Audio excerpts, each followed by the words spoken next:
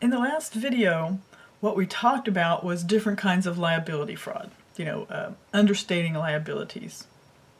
Now we're going to talk about what can you look for, right? If you think a client's understating their liabilities, what might you look for? So we're looking for symptoms, right? Fraud symptoms, right? And the first kind of symptoms we want to look for, as you know, are analytical symptoms, right? So the numbers look weird in some way, right? Balances look too low. This warranty reserve, they've sold billions of dollars worth of these iPhones. There's no warranty reserve. Purchase of goods, cost of goods sold numbers are low. Purchase returns are high, right? So you can look at numbers and tell if they look right or not, right? Unearned revenues look too high or too low, right? If you know they collect cash up front, they do custom work or something, it should be fairly consistent throughout the year, unless something they do is seasonal. Warranties should compare to sales, right? If you sell automobiles, a certain percentage of those people buy warranties, or you just have a warranty, one-year warranty that you give away, there's a certain percentage of warranties of sales, and it should match, right? You should be able to match that up. Are there assets that don't have debt associated with them? Most long-term, most property, plant, and equipment have debt associated. Significant decreases in debt. Look for that.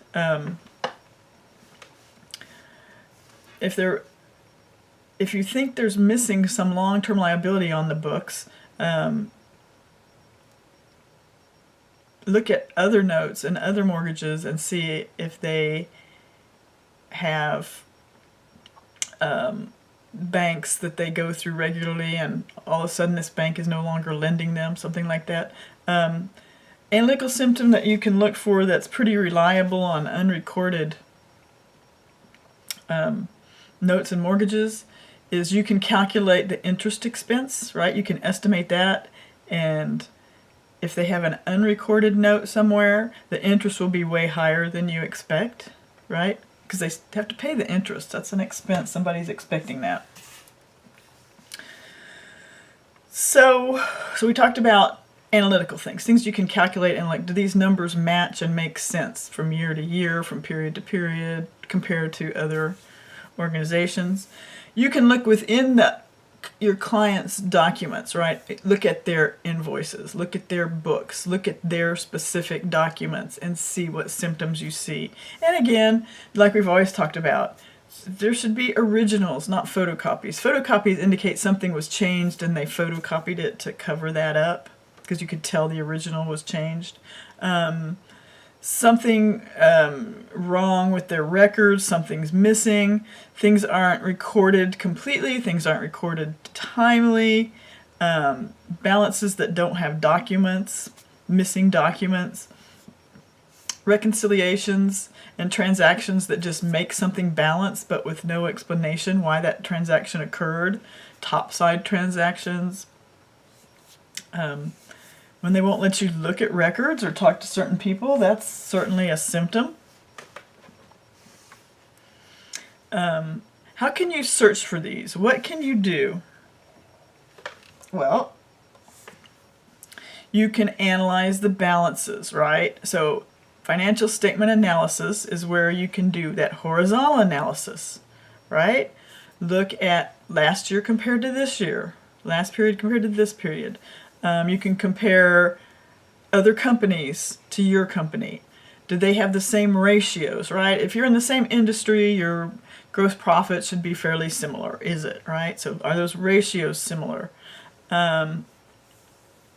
Focus on the changes. Look at the statement of cash flows. Does it make sense where their cash is coming from, right? If they are saying cash is from operations, or is it from investing it from, well, it shouldn't be that much cash from investing. That means they're selling their PP&E, but depending on what they invest in. cash from financing activities?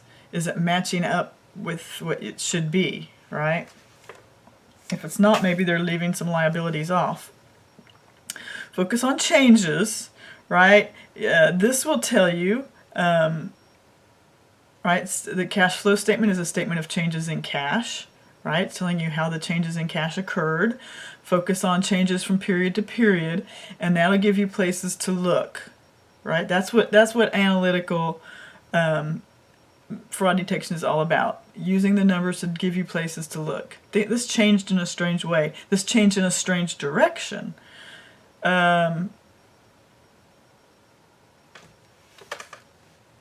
So you want to look at that. Focus on relationships from period to period, right? Vertical analysis, use relevant ratios. Here's a list of some ratios and what they do.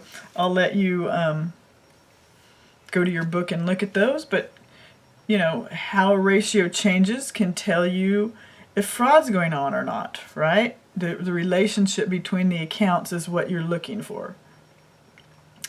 Does this seem normal to me? Does this make sense to me? What would I expect this ratio to do if everything was fine? And then you look, and if it's not doing what you expect, find out why. Certainly compare results with trends in the industry and competitors and other companies that do the same thing. They typically have very similar ratios. So you can look at that and see if things are similar or very different across firms.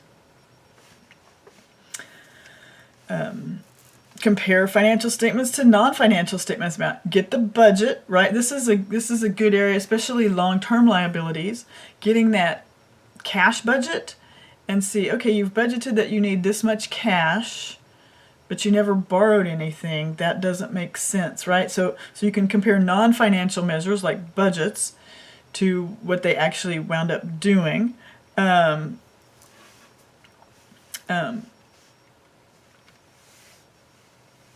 Comparing mortgages that have specific assets secured, making sure that each mortgage goes with each asset.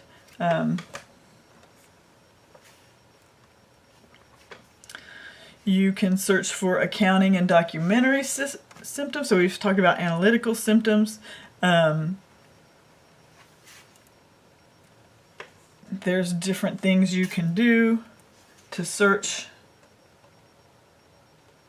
right?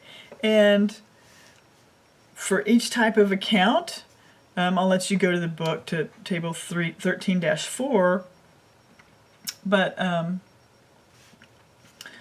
looking for each kind of account, what kind of documents should be there, right? So for an account payable, there should be an invoice, there should be a receiving report, there should be a purchase order, right? Are those there? What does it look like? Just look through each thing in your book and it'll help you say, okay, this is what makes sense. All right. So when we come back on our next video, we're going to talk about asset fraud.